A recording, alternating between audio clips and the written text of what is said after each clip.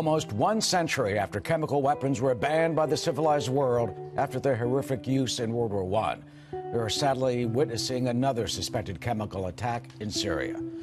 I'd like to begin by condemning the heinous attack on innocent Syrians with banned chemical weapons.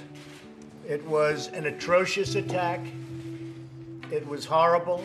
You don't see things like that, as bad as the news is around the world. You just don't see those images. We are studying that situation extremely closely. We are meeting with our military and everybody else, and we'll be making some major decisions over the next 24 to 48 hours. We are very concerned when a thing like that can happen. This is about humanity. We're talking about humanity.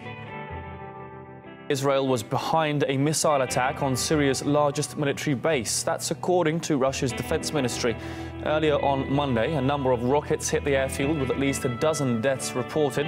And for more updates, I'm joined live by RT's Ilya Petrenko, who's been across the story the whole day. Ilya, what more do we know so far? Details have been coming in all day.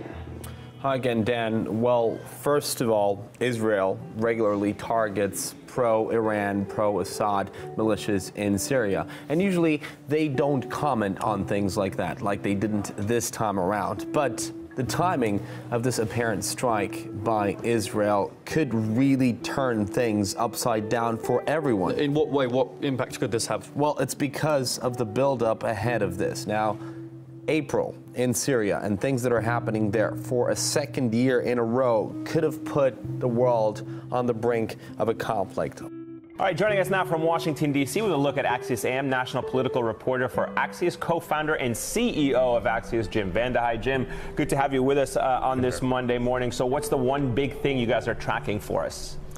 It's one of those mornings where you probably have 3 or 4 big things, but the big thing is what you're talking about on Morning Joe after. What are the options for the president in responding to this chemical attack in Syria? He is under tremendous pressure now from Republicans in Congress. John McCain, John Cornyn from Texas just tweeted out that there should be a response to what happened there. The Israelis are putting pressure on him. His own Pentagon is going to put pressure on the president to respond. So the big question is, does he respond aggressively and do a wide-scale attack on Syria, or something more precise like he did last time when we had a similar incident? And the other question is, does he do it alone, or does he wait? Does he try to work with the French? Does he try to work with Great Britain to try to get a coalition to have a response to Syria? Just into CNN, we just got sound from Defense Secretary James Mattis speaking about the crisis in Syria. Let's listen.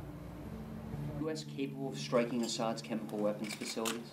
Now, the first thing we have to look at is why are chemical weapons still being used at all when Russia was the framework guarantor of removing all the chemical weapons. And so working with our allies and partners from NATO to Qatar and elsewhere, we are going to address this issue. Can you rule out taking action, launching airstrikes against Assad, Mr. Secretary? I don't rule out anything right now. Thank you very much, ladies and gentlemen.